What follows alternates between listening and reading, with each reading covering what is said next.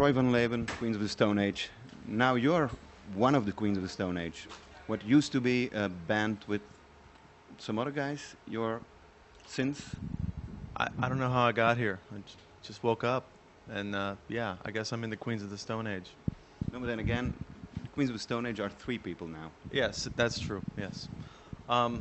Yeah, like I said, I'm just a guy who likes to play good music, and I like to play with these guys, and you know. And who's playing live with a band? Because 3 people is not enough to... It's not enough, you're right. We had to get other guys. We have a new bass player, Mikey Shoes, and Dino is our new keyboard/guitar player. Mikey used to be in a band called Wires on Fire, and Dino used to play with the Raconteurs. He was like their 5th secret member. I've seen him last year. Yeah, yeah. So and is it possible to play Era Vulgaris in Yes. a good way? Yes. I mean, I played a lot of the keyboards on the record, and I can't do both guitar and keyboard at the same time, so that's why we added a 5th member.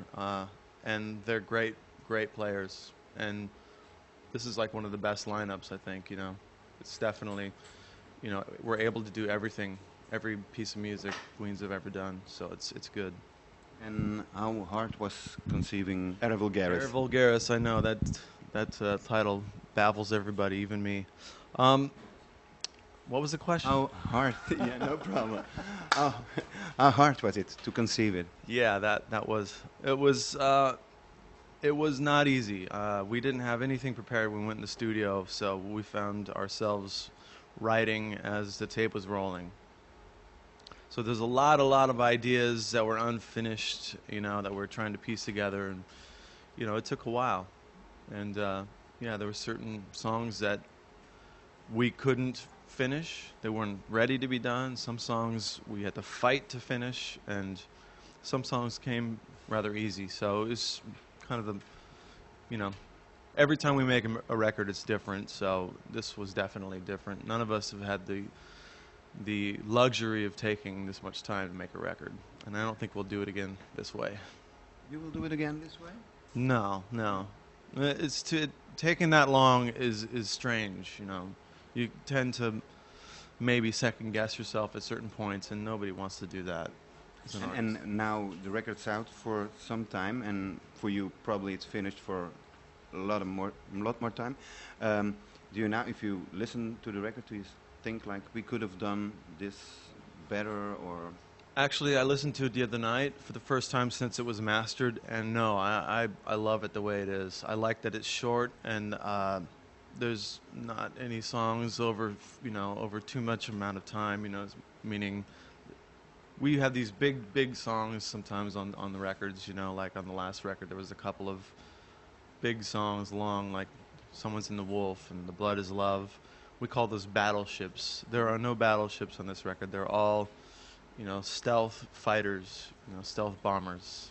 And do they work live when you're playing now? Absolutely, yeah. It's great fun playing the new record. And what set are you gonna play?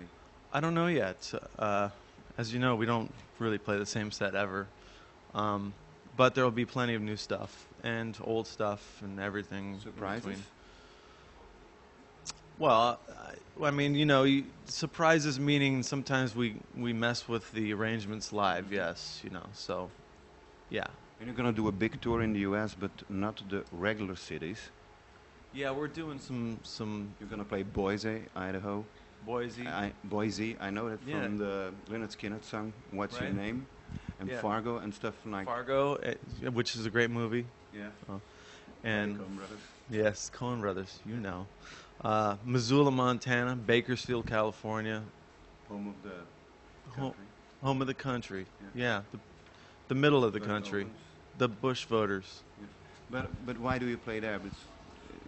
Because it's sort of uncharted territory for us, and I think we want to play this record for as many people as possible, and there's places we haven't been before, there's places we haven't been in a long time, and I think it's important to play to some of those people who don't, you know, aren't as spoiled as an audience, you know, like big cities for us in America especially, Los Angeles, you know, very spoiled audiences.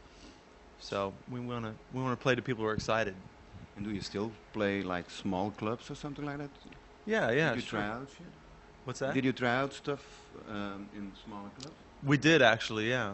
Over here we did, well, not in Belgium, but in Berlin and London. We played at the 100 Club, and That's so a very small club. it's a very small club.